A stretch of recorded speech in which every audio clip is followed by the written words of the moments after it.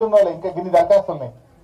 ఒక్క గాలిచెర్లపల్లి గ్రామంలో 43 మంది 2 లక్షల లోపు ఉన్న వాళ్ళు 2 లక్షల మీద ఉన్న వాళ్ళు రుణమాఫీ కాలేదని ఇలా ప్రజాపాలనలో దరఖాస్తులు ఇచ్చారు. అంటే క్షేత్రస్థాయిలో పరిస్థితి ఏ రకంగా ఉందనడానికి నిలువుట అర్థం ఇది. అంటే రేవంత్ రెడ్డి అన్ని కూడా అబద్ధాలు, మోసాలు, రుణమాఫీ అయిపోయిందని ఆయన చెప్పేటి అన్ని కూడా నీటి మూటలు.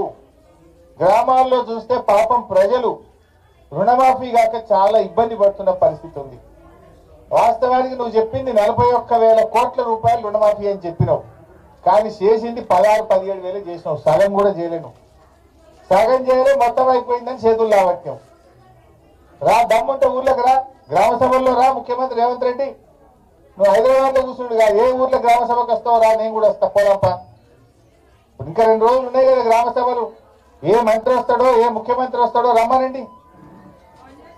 పోలీసులను పెట్టుకొని పోలీస్ పహార మధ్య ఎవడన్నా మాట్లాడితే వాడిని గొంతు నొక్కుతున్నారు, మాట్లాడితే కేసులు పెడుతున్నారు, మాట్లాడితే అరెస్టు చేస్తున్నారు. అంటే ఇలా పోలీసులు అడ్డం పెట్టుకొని నిర్బంధాల మధ్య గ్రామ సభలు జరుపుతా ఉన్నారు. నవంబర్ 30వ తారీఖు నాడు ముఖ్యమంత్రి మహబూబ్నగర్ లో చెక్ ఇచ్చిండు. ఇగో ఇది థర్డ్ లిస్టు, నేను 2,750 కోట్ల చెక్ ఇస్తా అన్నాడు. నవంబర్ 30 పోయి ఇవాళ జనవరి 22, 2 నెలల 2 నెలలైనా చెక్ పాస్ కాదు. అంటే డమ్మీ చెక్ ఇచ్చినావా రేవంత్ రెడ్డి? నువ్వు ఉత్తుత చెక్ ఇచ్చినావా? ఏంది ఇంత మోసం ఉంటుంది? నవంబర్ 30 నాడు 2,750 కోట్లు రైతులకు ఇస్తున్నా, ఇక పడుతుండే రేపు పొద్దుగాల బ్యాంకులో అన్నాడు. 2 నెలలుగా చెక్ పాస్ కాదా? అంటే ఉత్తుత చెక్ ఇచ్చినావా? నీ చెక్కు చెల్లలేదా? చెక్కు బౌన్స్ అయిందా? రేవంత్ రెడ్డి చెక్కు బౌన్స్ అయితే మరి ప్రభుత్వానికి ఇజ్జతే లేనట్టు. ఇక మరి అంటే నువ్వు మోసం చేద్దామని చెక్ ఇచ్చినావా? నిజంగా ఎందుకు చెక్కు పాస్ కాలేదో ఇలా ప్రభుత్వం సమాధానం చెప్పాలి. నవంబర్ 30 నాడు రైతుల మీటింగ్ పెట్టి చప్పట్లు కొట్టించుకున్నావు నువ్వు ఆ రోజు. ఇక చెక్ ఇస్తూనే 2,750 కోట్లు అన్నావు, చప్పట్లు కొట్టించుకుంటేవి, ఊరిస్తేవి, అవతల పట్టివి. మరి ఏమైంది ఆ చెక్కు? ఎందుకు పాస్ కాలేదని అడగవా? నీకు బాధ్యత లేదా? ఫైనాన్స్ మినిస్టర్ కు బాధ్యత లేదా?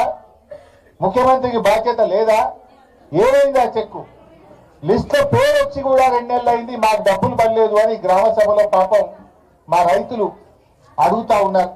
మా బాలయ్య అడిగిండి, ఇప్పుడు నన్ను మా సుధాకర్ అడుగుతున్నాడు, ఎప్పుడు పట్టాయి సార్ పైసలు అని అడుగుతున్నాడు. అంటే ఈ ప్రభుత్వానికి చిత్తశుద్ధి లేదు, రైతులంటే ప్రేమ లేదు. అబద్ధాల పునాదుల మీద అధికారంలోకి వచ్చి పాలనలో కూడా అబద్ధాల పరంపరను కొనసాగిస్తున్న ప్రభుత్వం ఈ కాంగ్రెస్ ప్రభుత్వం. మోసాలు తప్ప నిజాయితీ లేదు, నీతి లేదు ఈ ప్రభుత్వానికి. సో ఇప్పటికైనా రుణమాఫీ మీద వైట్ పేపర్ రిలీజ్ చేయండి. ఎంతమందికి చేసిండ్రు, ఇంకెంతమందికి చేయాలి, ఎప్పట్లోగా చేస్తారో చెప్పండి. రోజుకొక రైతు పిట్టల్లాగా రాలిపోతా ఉన్నారు. నిన్న 3 రైతులు రాష్ట్రంలో ఆత్మహత్య చేసుకున్నారు. రోజు రైతులు చనిపోతుంటే కూడా ఈ ప్రభుత్వానికి చీమ కుట్టినట్టు కూడా లేదు, కనికరం లేదు. రుణమాఫీ కాలేదు. ఇవాళ నేను గాలిచెర్లపల్లి గ్రామ సభలో పాల్గొంటే ఒక రైతు నన్ను అడిగిండు ఇప్పుడే, శ్రీనివాస్ అనుకుంటా, ఏమంటుండు, వానకాలం రైతు బంధు వేస్తారా అంటుండు. నేను అడుగుతున్న శ్రీనివాస్ పక్షాన, గాలిచెర్లపల్లి రైతుల పక్షాన, తెలంగాణ రైతుల పక్షాన ఈ కాంగ్రెస్ ప్రభుత్వాన్ని అడుగుతా ఉన్నా, వానకాలం రైతు బంధు ఎప్పుడు వేస్తారు? వానకాలం యాసంగి కలిపి నువ్వు చెప్పింది ఎకరానికి 15,000 ఇస్తా అని చెప్పినావు. 15,000 వేస్తావా వేయవా? నిన్నేమో కొత్తగా కోత పెట్టి 6,000 అన్నావు. పోనీ 6,000 అన్నా, వానకాలం 6,000, యాసంగి 6,000, 12,000 వేయాలి కదా. 12,000 రైతు బంధు ఎప్పుడు వేస్తావు? కేసీఆర్ ఉండగా బరాబర్ 4,000 అంటే 4,000 వేసిండు, మళ్ళీ గెలిస్తే 5,000 అంటే 5,000 వేసిండు. నువ్వు 7,500 అన్నావు. 7,500 అయిపోతుంది. ఇప్పుడు మాట మార్చి 6,000 అంటివి, 6,000 వేయకపోతుంది. వానకాలం సంగతి చెప్పవైతివి, యాసంగికి కోతలు పెట్టవత్తివి. సో ఇవాళ మా గాలిచెర్లపల్లి రైతులు అడిగిన మాటనే తెలంగాణ రైతుల మాట. వానకాలం యాసంగి కలిపి ఇచ్చిన మాట ప్రకారంగా 15,000 రైతు భరోసా వేయాలని చెప్పి మేము డిమాండ్ చేస్తున్నాం.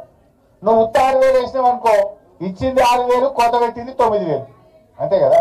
ఎగబెట్టింది 9,000, ఇచ్చింది 6,000 అవుతుంది.